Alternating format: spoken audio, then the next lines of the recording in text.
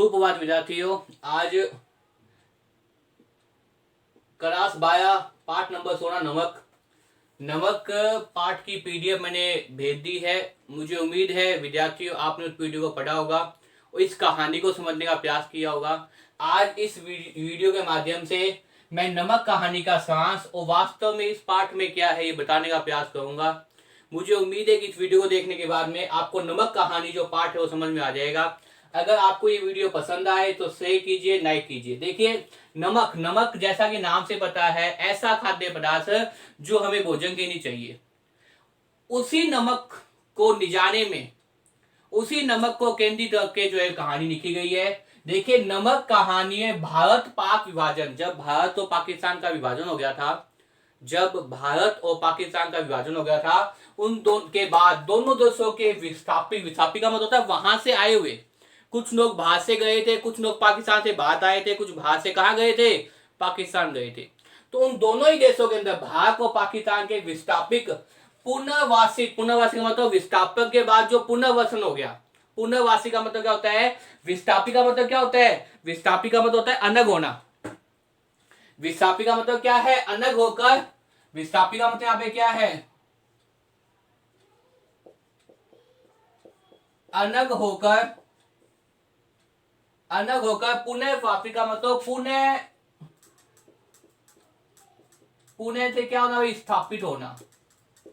पुणे से स्थापित होना। व्यक्तियों की भावनाओं का, जो व्यक्ति की भावना होती है का मामिक का मतलब मन को छूने वाला वर्णन है। देखिए व्यक्ति अपने देश से जाने के बाद दूसरे देश में रह सकता है, लेकिन अपने पुराने विचार, अपने देश की यादें उसके मन में हमेशा क्या आती है? चिरस्थायी रहती है। चिरस्थायी मतलब लंबे समय तक वो याद रहती है। इसी घटनाक्रम को लेकर नमक कहानी लिखी है और नमक कहानी की लेखिका रहीजा शहजाद जही ने नमक कहानी लिखी है। बहुत ही महत्वपूर्ण कहानी और एक अच्छी कहानी जो मन को छू जाती है। मार्मिक वर्णन है। कहाँ का वर्णन है? भारत और पाकिस्तान के विभाजन के बाद, भारत और पाकिस्तान के विभाजन के बाद दोनों देशों के विस्थापित पुनर्स्थापित व्यक्तियों की भावनाओं का क्या किया है भाई?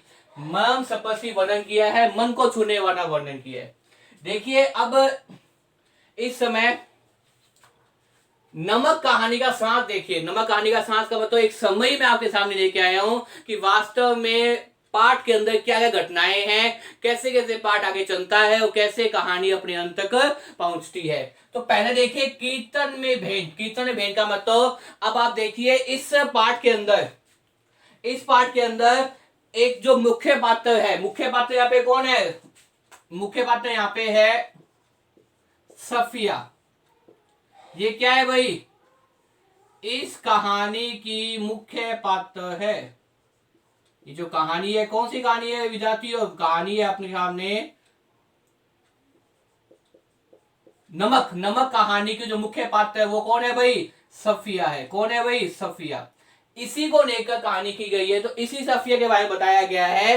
कीर्तन में बैंक की साफिया अपने सिख परिवार के घर कीर्तन में गई थी। कहां गई थी? अब साफिया अपने सिख परिवार के घर पे कहां गई थी भाई? कीर्तन में गई थी। वहां कीर्तन चल रहा है। कीर्तन मतलब पूजा करने के बाद जो अपने आराधना करते हैं, भगवान के भजन गाते हैं, जो भगवान के भजन गाते हैं वो क्या होती है? कीर्तन। तो साफिया कहां गई हुई थी? अपने पड़ोस के अंदर कहां गई हुई थी? एक सिख परिवार के अंदर। सिख परिवार में कहां गई थी? कीर्तन में गई हुई थी। और कीर्तन में घर गई थी जहां एक सिख बीबी को देखकर उसे अपने मां का समन आ गया। जहां उसने क्या देखा? जहां उसने एक सिख बीबी को देखा, एक सिख बीबी को देखने के बाद उसे क्या आया भाई? अपनी मां का समन आया, अपनी मां की याद आ गई। क्योंकि उस महीना की जो सकन थी, वो क्या थी? उसकी मां से मिलती जुनती थी, वैसी थी। उसे देखने के बाद साफियों क्या याद आ गई? अपने बचपन की याद आ गई, अपनी मां की याद आ गई। क्योंकि मां से मिलती जुनती सकन किसकी थी? उस महीना की थी, जो सिख की क्या थी? बीबी थी। उस बीबी के अंदर जो कीर्तन में गई हुई थी सिख विवाह के अंदर। साफिया की प्रेम से प्रभावित होकर सिख बीबी ने उसे अपने विषय में जानकारी जाननी चाहिए। इस प्रकार से कीर्तन में क्या होगी? इन दोनों की भेंट हो गई। अब देखिए नाहो से साफिया की विदा। इसके बाद में क्या है? साफिया नाहो में 15 दिन रुकी, 15 दिन तक रुक गई।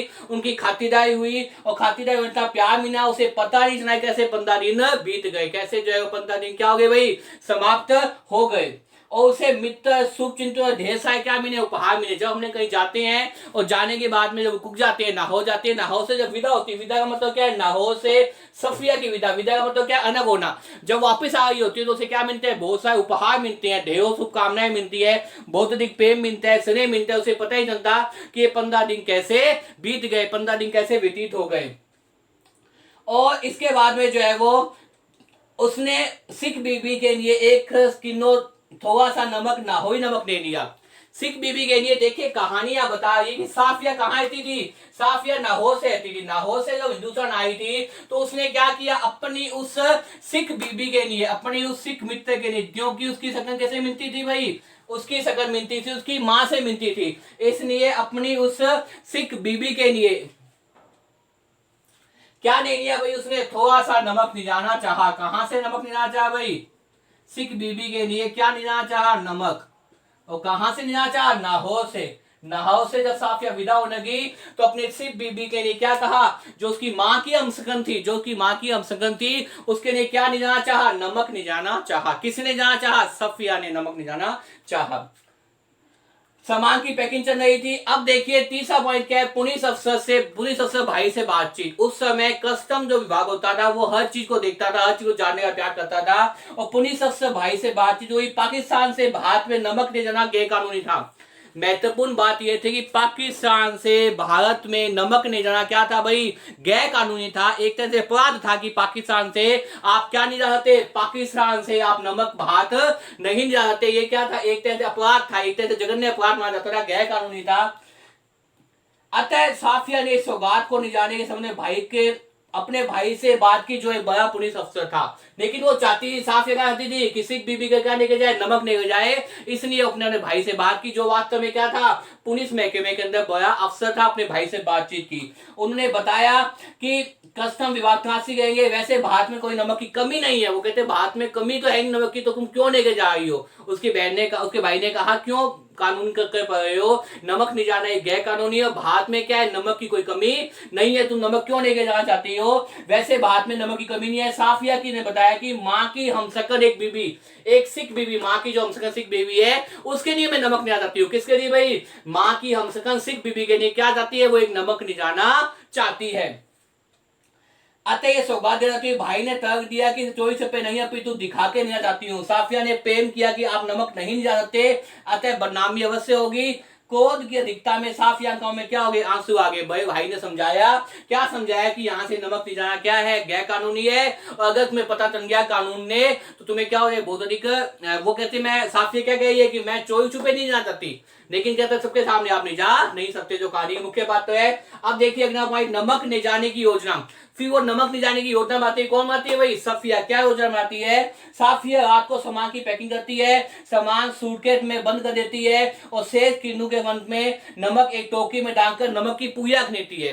एक नमक की क्या आती है, छोटी सी पूजा रख लेती है, नमक की पूजा रख लेती है। और नमक की पूजा किन्नू की टोकरी में छिपा लेती है। नमक की पूजा कहाँ छिपा लेती है, नमक की क्या रख लेती है भाई, पूजा। और नमक की पूजा कहाँ छिपा लेती है, किन्नू की टोकरी में।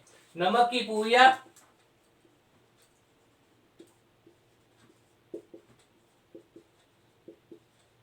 और ये नमक की पूजा कहाँ छिपा लेती है भाई, किन्नू की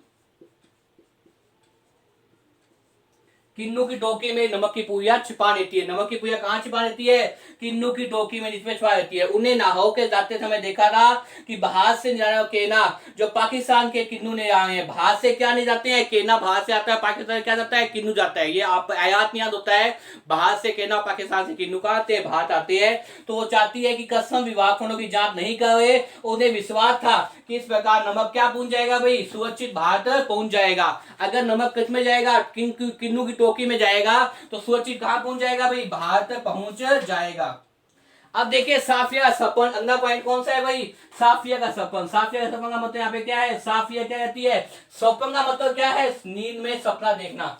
साफिया एक सपना देखती है। सपना क्या देखती है, साफिया देखती है कि वो पैकिंग में क्या है, सामान पैकिंग के बाद साफिया सो गई और नहा के सपन में उसे पिता भी सपन में दिखाई दिए और सिख बीबी आंखों से आंसू निकल गए, नहाओ का किनारा सभी दिखाई दे रहे थे। उसे जो है सभी चीजें दिखाई गई कि अगर मैं उन्हें नमक दूंगी तो कितनी अधिक क्या हो जाएगी, पसंद हो जाएगी। अब देखिए देखिए अगले पॉइंट 10 में साफिया। 10 में साफिया का मतलब क्या है कि साफिया ने क्या किया भाई, सब चीजें पैक करनी, और साफिया ने प्रेम की सौगात चोरी छुपे की थी।